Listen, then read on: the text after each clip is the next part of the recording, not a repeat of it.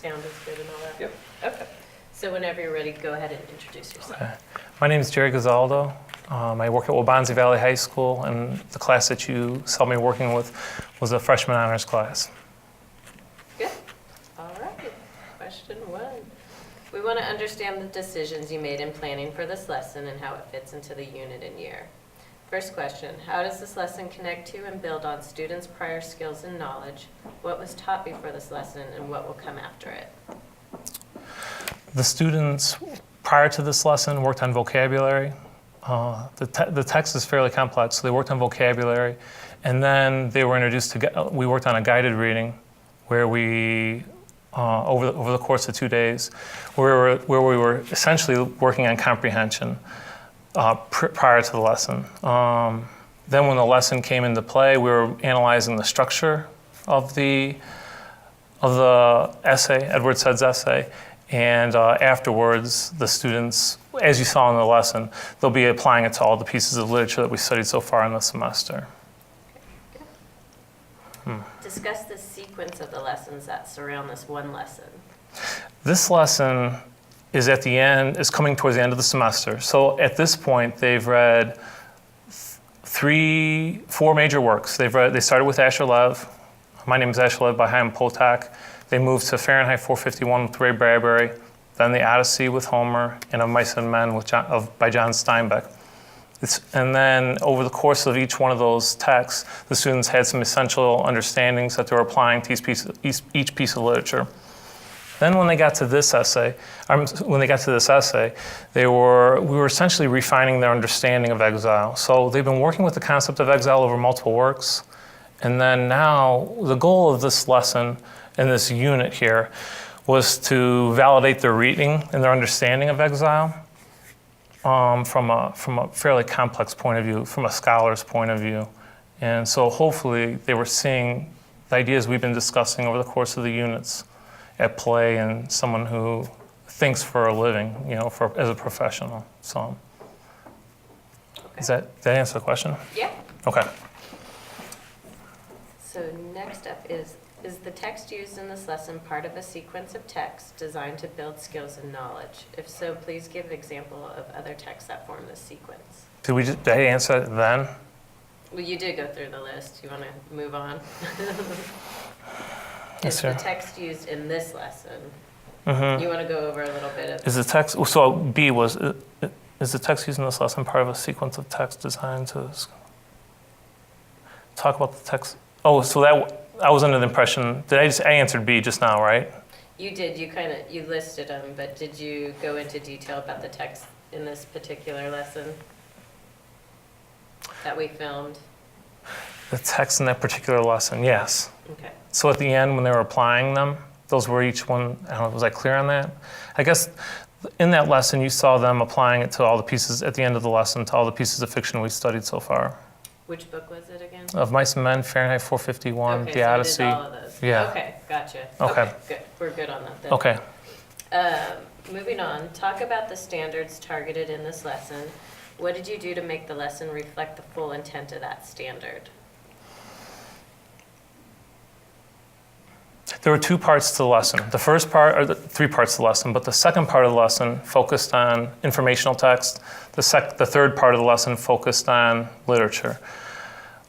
What we were looking at is the author's craft and structure when it comes to how they put their arguments together. So what you saw on the lesson was students working through evidence, starting with evidence, and then moving up to what the overall argument of the essay was suggesting.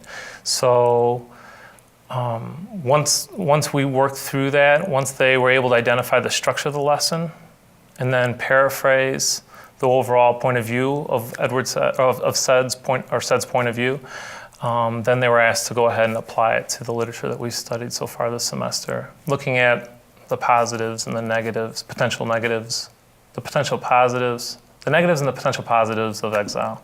That was bad. Do you want me to do that one again? Sure. Okay. You want me to ask the question again? Talk about the standards targeted in this lesson.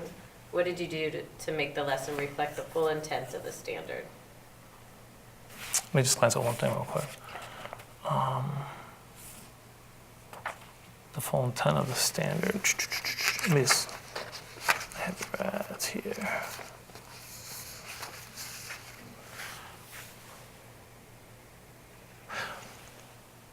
Okay. There were three parts to the lesson. The second part of the lesson was dealing with informational texts, and the third part of the lesson was dealing with literature. To get the students to understand the informational text, I asked the students to break down and analyze how this text was structured. By doing that, the goal was to get them to be able to paraphrase their overall understanding of the essay itself and what Said's argument, what he was proposing. Once we did that, the students then were going to shift and apply that understanding, negatives and positives of exile, to the pieces of literature we studied so far this semester. Which of the core action indicators do you think this lesson best exemplifies, and why? Core action 2, I think the key to the lesson was the students' ability to interact with one another, collaborate at a fairly high level with a challenging text, and draw some conclusions and see the ideas at play, the thematic ideas at play within the text. We're interested in how the shifts required by the CCSS are being incorporated into your instruction. Discuss how this lesson illustrates the shifts required by the CCSS. Well, number one, it would be the incorporation of nonfiction. We've used nonfiction in the past, but here, I've used this essay in the past actually, but with this year, I guess maybe the difference between this year and the past is that I've pared down the essay. Whereas in the past, I've given them the entire essay. Going back through it, I've refined kind of what I've done. The entire essay is not necessary. So I've refined it a little bit, and then on top of that, we've narrowed the focus in terms of what we want them to read. So they're reading with 3 goals in mind, and then there's comprehension questions that are tied to the essay itself that, essentially creates a close reading experience that we haven't quite done in the past. So back to the question, I think the Common Core shift has validated the need to just refine how the nonfiction is taught. The close read that I've always applied to literature, I'm essentially doing that to nonfiction where I haven't really done that in the past. How did you teach the content of this lesson or this text prior to the CCSS? What is the same and what's different? The direct instruction of vocabulary, the comprehension questions along the text, kind of almost like a parallel type of text that runs along the side is all new. And kind of where it's been placed is also new. The students have read multiple pieces of fiction up until this point. And now what I found was that in order to understand the fiction, or in order to understand the nonfiction, the fiction has actually been very beneficial. Being able to make text-to-text connections as they're reading their nonfiction has made the nonfiction to fiction, has made the nonfiction much clearer. They're able to see characters at play within the nonfiction that maybe they hadn't before. And as they're reading, you might hear them say, oh, this is like Guy Montag, or this is like one of the protagonists from the stories. So it kind of gives life to nonfiction that maybe we hadn't seen before, when I taught it last year, earlier on in the semester. Okay. Student engagement is crucial to the work of the CCSS. We want to understand how you ensured that all students had the opportunity to productively engage in the work of the lesson. First question, how did you support all students in working with grade level text? For example, how did you provide scaffolding for students below grade level so they can read grade level text? I would start with the vocabulary. The text is obviously elevated. It's a post-high school text. So introduction to vocabulary and direct instruction with vocabulary is one of the key needs to make sure all students have access to the text. Then the questions themselves prompt the thinking that's necessary. The students, while they're working on those questions, are in partners and pairs and so forth. So within the room, within the lesson, there are each pod, each group of 4 has different levels of students within each group. Within each grouping of 4, there's various levels of student ability. So the comprehension was kind of fostered through, a higher level student helping out with students who might not be as fluent with the reading. And like I said, okay. And again, the comprehension really comes out through making connections to other texts we've studied, other fictional texts. Okay. How did you create the opportunities for students who are advanced to engage more? I think the text is already at a level that advanced students were potentially challenged. One thing that you have to understand is that it's an honors class as it is, so all the students in the class, for the most part, are functioning at fairly, at least grade level or beyond. So there's enough in the text for the honors. For the higher level achieving students to be challenged. Okay. How do you know the students were able to successfully respond to the text-dependent questions and tasks with precision? There were a couple of different ways. Number one, by collecting the answers to the questions, so their written work, and number two, through their discussion. Going around the class and hearing their discussions with their peers allowed me to assess where they were at with understanding. At the end, though, it really comes down to the class discussions that I used as a means to assess their understanding of the text. Did students acquire the literary skills addressed in the lesson? I believe so. When, at the end of the lesson, well, there's multiple levels. There's the inferencing skills and the very specific skills, vocabulary skills that are necessary throughout the nonfiction piece. And then there is the ultimate, the end objective, which was to see if the students could synthesize the nonfiction with the fictional pieces. I believe the group work at the end of the lesson demonstrated, through their T-charts, demonstrated their ability to see the nonfiction at play within the fictional pieces. I think they did a good job of synthesizing the multiple texts. What did you do for students who did not acquire the literary skills addressed in the lesson? Going forward, in the next unit with Lord of the Flies, those skills will be taught and taught again. So there will be opportunities here to continue to apply Said's essay to Lord of the Flies, and to continue to work on the types of questions that ask students to synthesize before they write their final exam. So making those text-to-text connections is something that we're definitely going to be stressing as we move forward with Lord of the Flies. Which behaviors from Core Action 3 did the students best exemplify in this lesson? What actions have you taken as a teacher to make that happen?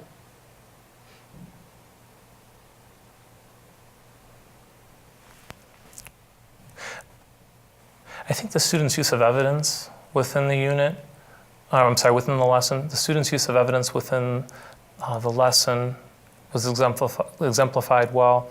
Their ability to go back to line numbers and so forth, that's just something that we've been stressing all year with the Common Core and so forth.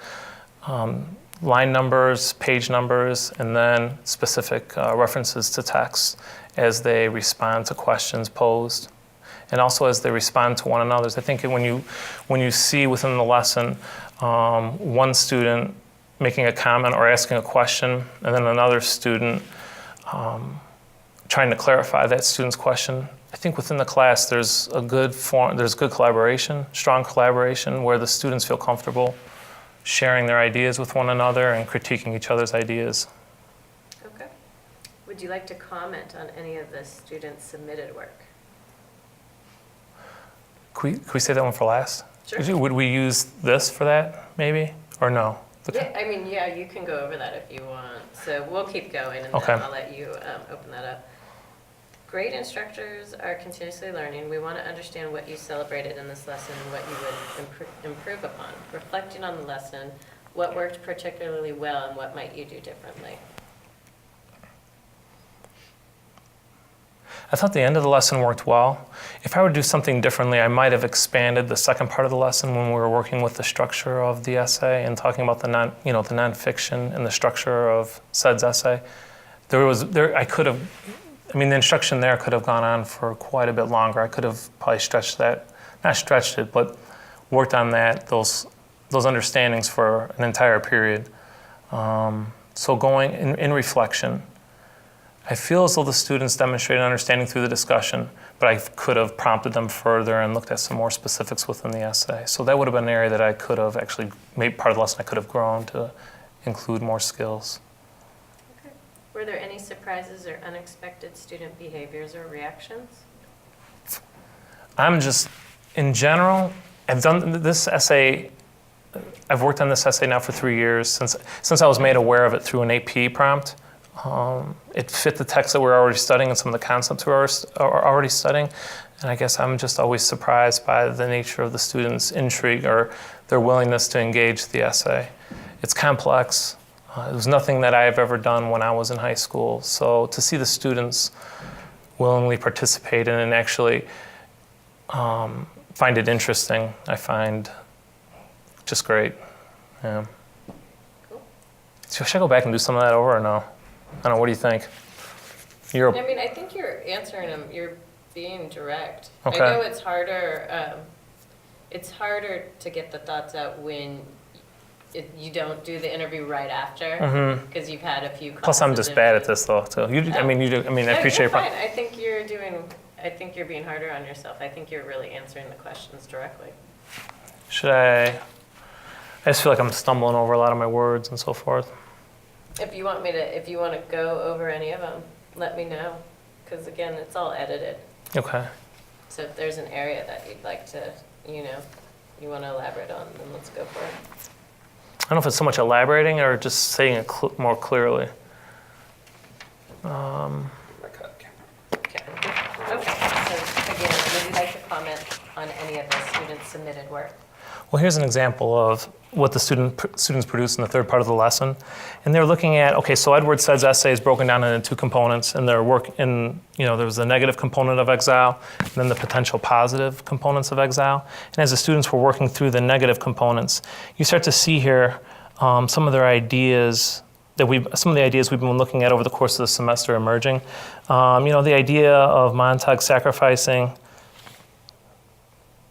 Montag, the main character in Fahrenheit 451, he sacrifices of throwing himself into exile, the psychological needs and so forth. I mean, we as we were looking at this idea of exile, home's been a central symbol. And, we've been talking about the concept of homelessness versus having a home, the psychological needs. We've looked at Maslow's hierarchy of needs. So it's interesting to see the students starting to integrate those ideas into their general responses of the negative qualities of it. As you go over to the potential positives, it's kind of ironic that the students are saying that through exile, he's actually finding who he is, self-actualizing. And they provide evidence here to go ahead and illustrate that idea. The main character becomes a leader. He leaves his home, and by leaving his home, he finds leadership qualities. We see this in multiple texts, but this group here kind of exemplifies the idea that there might be some positive outcomes through the experience of exile. Montag moved aside for Granger to let Granger pass, but Granger looked at him and nodded him on. Moving, Montag went ahead. So you get the idea that the students are seeing the idea of Montag's evolution as a character through his condition of exile. So overall, this is essentially going to become the structure of their essay. They'll be looking at, they know this to a degree, that they'll be looking for the negatives and the positives in Lord of the Flies, the text to come, and reflecting back on the text that we've studied so far this semester. Man. Well, thank you. No problem. You're done. All right. Man,